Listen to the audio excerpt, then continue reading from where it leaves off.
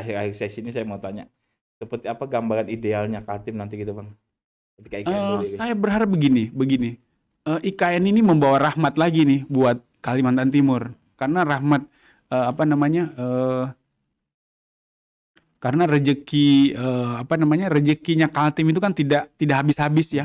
Ada dari 100 tahun lalu, bahkan istana, saya membaca literatur bahwa istana Sultan Mula Warman itu istana sekarang jadi museum ya, itu adalah tanda kutip hadiah dari Belanda untuk eksplorasi migas di Kutai gitu. Nah, belum ada sayembara, Belanda itu sudah membuat sayembara istana pada saat itu. Jadi dipanggillah 2 orang arsitek,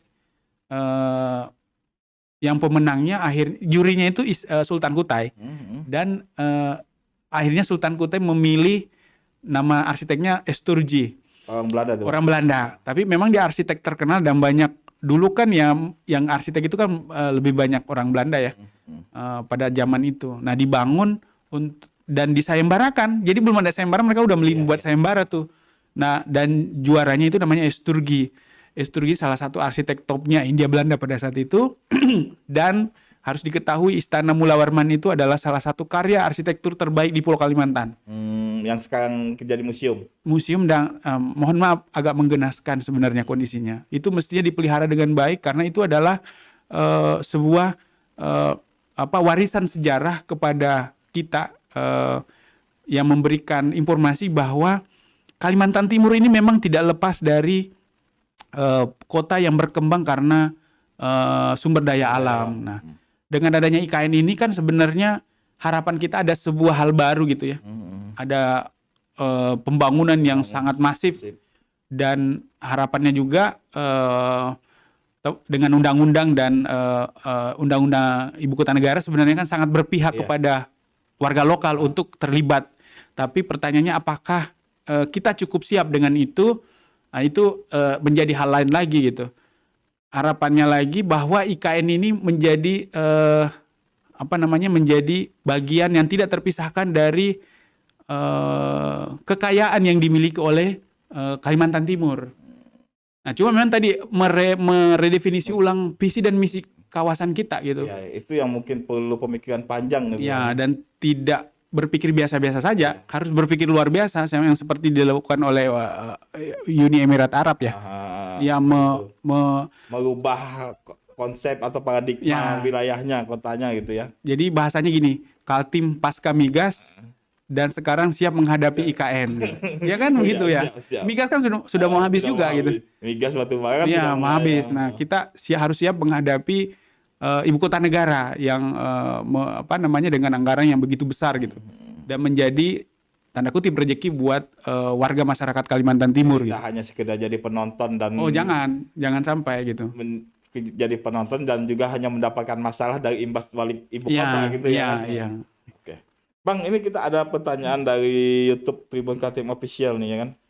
Pertama nih, ada yang bertanya gini. Bicara soal adanya warga ibu kota Jakarta yang datang ke IKN Nusantara, apa nanti warga asli Kalimantan juga dapat bergerak sebagai SDM agar tidak tertutupi dengan adanya warga ibu kota di sana?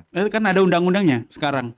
Jadi proyek konstruksi ini karena bidang kami, proyek konstruksi itu wajib melibatkan warga lokal. Itu ada di undang-undang ibu kota negaranya, ada di PP dan ada di LKPP. Jadi berapa persen tuh anunya?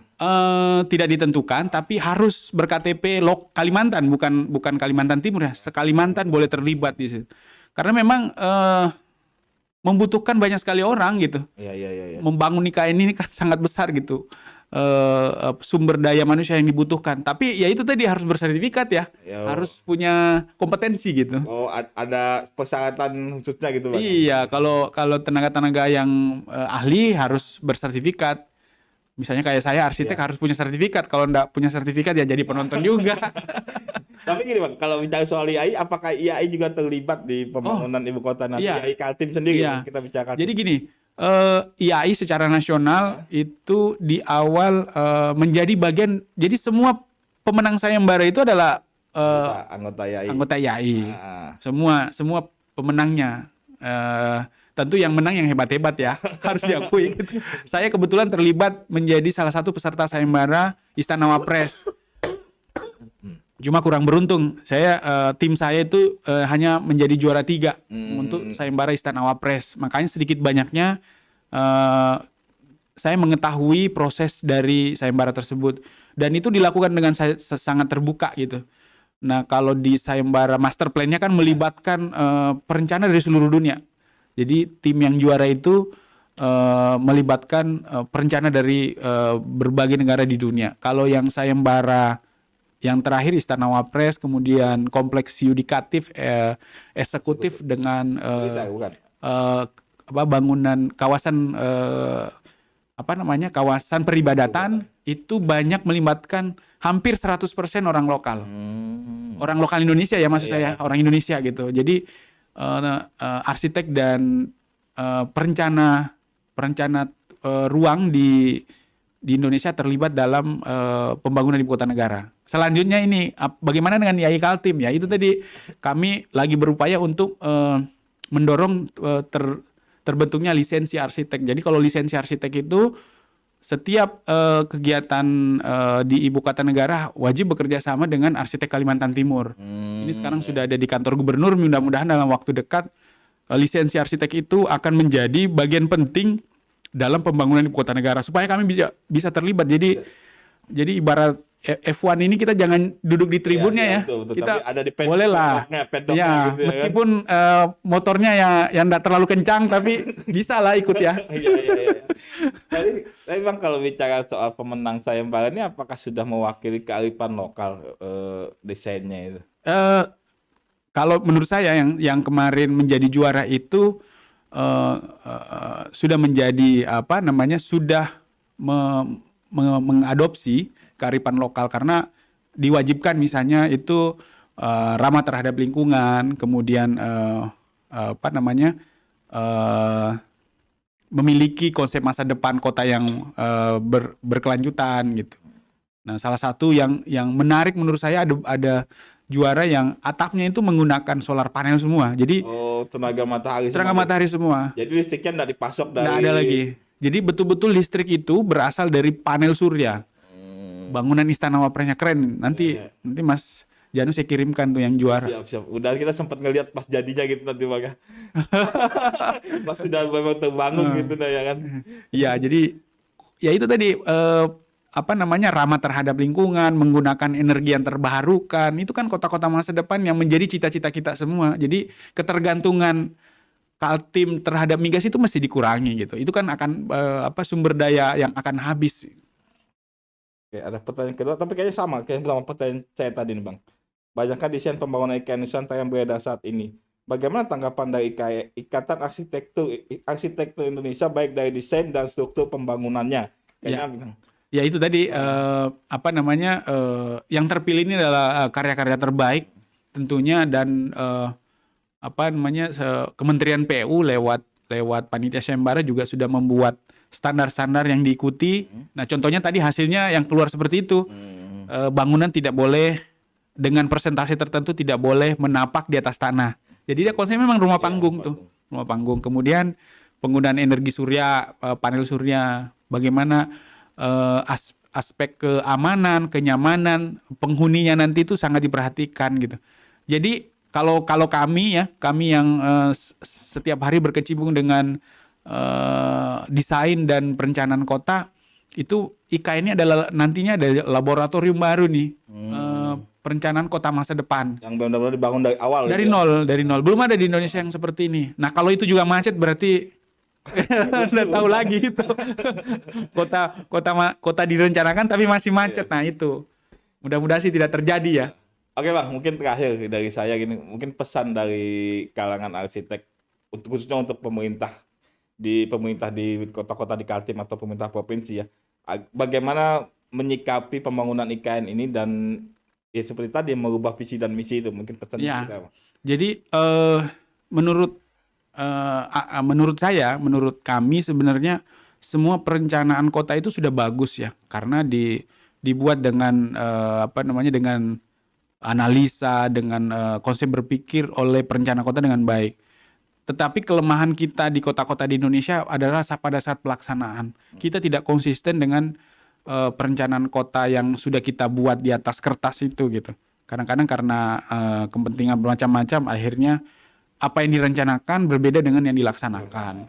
Makanya jangan heran kalau misalnya ada banjir. Banjirnya sebenarnya yang tadi saya sampaikan, dia lewat aja gitu. Tapi karena ada rumah di atas itu, maka rumah itu jadi kebanjiran kan sebenarnya. Karena memang dia membangun di jalur air gitu. Nah, itu kan sunatullah kalau bahasanya kita. Nah, kemudian yang kedua, saya pikir perlu belajar dari ibu kota negara.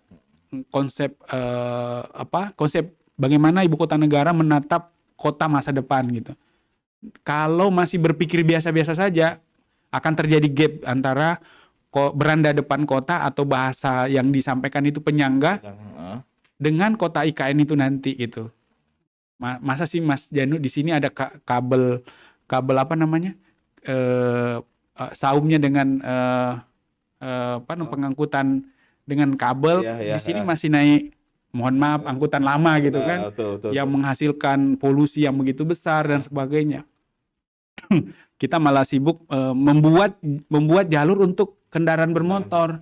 Padahal kota modern itu adalah kota yang tidak memikirkan lagi kendaraan bermotor, tapi memikirkan manusia dan paling maksimal mungkin sepeda gitu.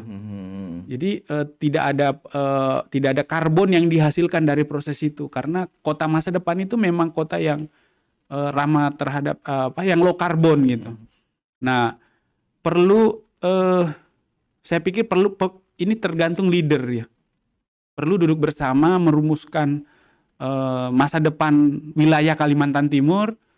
Bagaimana sih sebenarnya, karena tidak ada lagi border sebenarnya, tidak ada batas lagi antara kota yang satu dengan kecanggihan teknologi kan sebenarnya kita sudah bisa di Balikpapan, tapi ternyata sudah sampai di pelosok Kutai Kartanegara misalnya. Jadi mungkin batas hanya sekedar administrasi aja gitu. Jadi RT RW itu mestinya RT RW yang bisa mencakup konsep berpikir yang holistik ya, keseluruhan gitu. Tidak lagi menjadi ego masing kabupaten kota gitu. Karena IKN ini besar banget gitu. Menghadapi itu harus dengan reflektif yang besar juga gitu. Saya pikir begitu. Harus ada maksudnya pembicaraan dari masing-masing kepala daerah gitu. Wajib, kalau saya wajib duduk bersama, bukan hanya menunggu dicolek, mementingkan ego masing-masing. Itu mestinya sudah harus dihindari, karena kalau enggak ya tadi terjadi gap gitu ya, jauh antara IKN dengan ini gitu. Kebayang sih. Oke, siap. Bang Mayula, terima kasih banyak atas waktunya hari ini. Sebenarnya masih banyak hal-hal yang ingin kita bicarakan ya kan, tapi karena durasi waktu, mungkin akan ada perbincangan menarik di episode selanjutnya di IKN Insight di minggu depan dan seterusnya. Baik Tribuners, sampai di sini dulu tayangan IKN Insight hari ini. Jangan lupa like, subscribe, dan komentar di kolom Tribun Kaltim Official. Saya Januar pamit. Terima kasih. Assalamualaikum warahmatullahi wabarakatuh. Terima kasih sudah nonton. Jangan lupa like, subscribe, dan share ya.